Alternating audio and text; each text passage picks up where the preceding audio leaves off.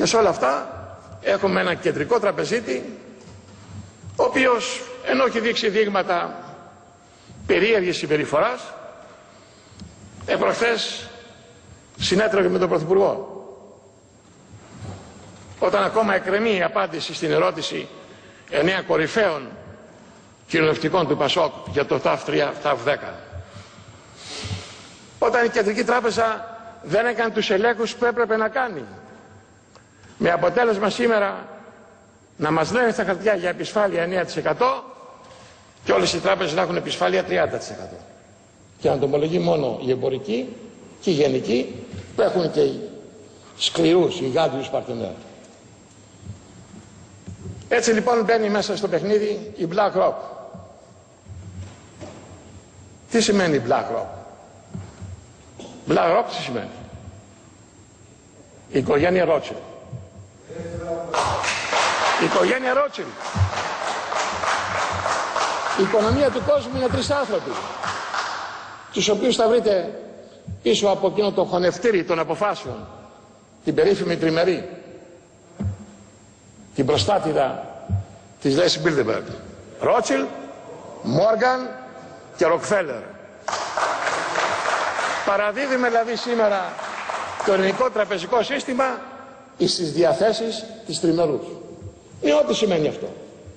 Και βεβαίως κάποιοι το αντιλαμβάνονται καλύτερα, είναι αυτοί οι οποίοι έχουν περάσει από τη Λέσχη Μπίλντεμπεργκ και μάλιστα καθόνται και τον εφέρουν και στο βιογραφικό. Αλλά ουδής ποτέ από όλους αυτούς που πήγαν και πρώην πρωθυπουργοί δεν πήγαν στον κόπο να ενημερώσουν τη Βουλή. Τι λέγεται εκεί μέσα? Ο Παπαδήμος, εγώ πιστεύω σήμερα θα είμαστε σε αυτήν την κατάσταση που είμαστε τώρα. Για να το διευκρινίσουμε κιόλας. Ο αντίλογος θα ήταν και για τον κύριο Παπαδήμο και για μένα, πάω στην άστον από κάποιους, ότι τους παραξέρει καλά και μπορεί να εξυπηρετεί τα δικά του συμφέροντα, όπως έλεγε κάποιος για τον κύριο Παπαδήμο, γιατί ανήκει σε κάποιες ομάδες, κάποιες επιτροπές και το καθεξής. Μπράβο, ζήτω. Και εσείς το ξέρετε καλά αυτό το πράγμα. Ζήτω. Δηλαδή. Ζήτω. Εάν είναι έτσι τα πράγματα, είμαι ικανοποιημένος, θα κοιμηθώ πιο ήσυχος. Γιατί το δικό του άνθρωπο δεν τον αφήσουν να πτωχεύσει. Το δικό του άνθρωπο δεν τον αφήσουν να αποτύχει. Μου το είπαν χθες, με πήραν πάλι δημοσιογράφος και μου λέγανε για τριμερείς ιστορίες και εγώ τα διάφορα τέτοια. Και είπα, απήντησα, μπράβο αν είναι έτσι. Τότε είναι σίγουρο ότι όλοι αυτοί που ελέγχουν την κατάσταση δεν θα αφήσουν ένα δικό τους να χαθεί. Αυτό πιστεύω. Αν είναι έτσι, ακόμα καλύτερα. Αλλά εγώ δεν μπαίνω σε αυτό. Εγώ δεν μπορώ να αρνηθώ ότι ο Παπαδήμος ή οποιοδήποτε πηγαίνει σε αυτές όλες τις λέσχες, που εγώ δεν πηγαίνω, είμαι απέναντι, πάβει να είναι πατριώτης Έλληνας. Έτσι είναι. Εγώ και αλλήμον τότε, αν το πιστεύαμε. Δεν είναι ένα εργοτάξιο παραγωγής ούτε του εφιάλτη, του επιλογούσιου, ούτε κτλ. Είναι μια ομάδα η οποία θέλει να προλάβει καταστάσεις, θέλει να προβάλλει τους δικούς ανθρώπους κτλ. Είμαι απέναντι, παραλαμβάνω.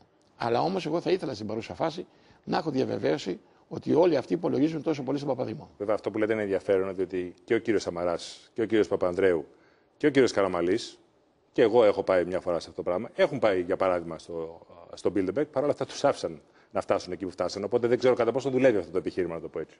Μα είναι επιχείρημα θετικό, δεν είναι αρνητικό, κύριε Παχελά. Δηλαδή, εσείς που πήγατε εκεί πέρα, είδατε 5 πράγματα, δεν με ενδιαφέρει το τίποτε. Γίνατε προδότης, πάψατε να είστε πατριώτης, πάψατε να ενδιαφέρεστε. Εγώ βλέπω τη δουλειά που κάνετε εδώ μέσα από το κανάλι και από την εφημερίδα. Έξοχος πατριωτική να βρεθεί η καλύτερη λύση.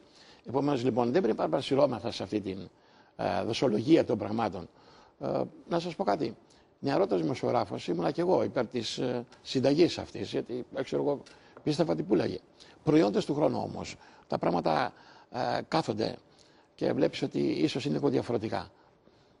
Έχω περάσει εγώ κάποια από αυτά τα σχολεία, δεν σημαίνει ότι αυτομάτως εγώ καθίσταμαι πράκτορας ή εύκολη λέξη. Στην Ελλάδα ή στρατηγός ή πράκτορας ή πρόεδρος είναι οποιοδήποτε κυκλοφορεί. Λοιπόν, πιστεύω ότι δεν είναι ακριβώς έτσι τα πράγματα. Χαίρομαι που ο κ. Παπαδήμος είναι στο τιμόνι. Πιστεύω ότι θα δείξει τις δυνατότητες. Ήταν μια εξαιρετική παρουσίαση μέσα στη Βουλή.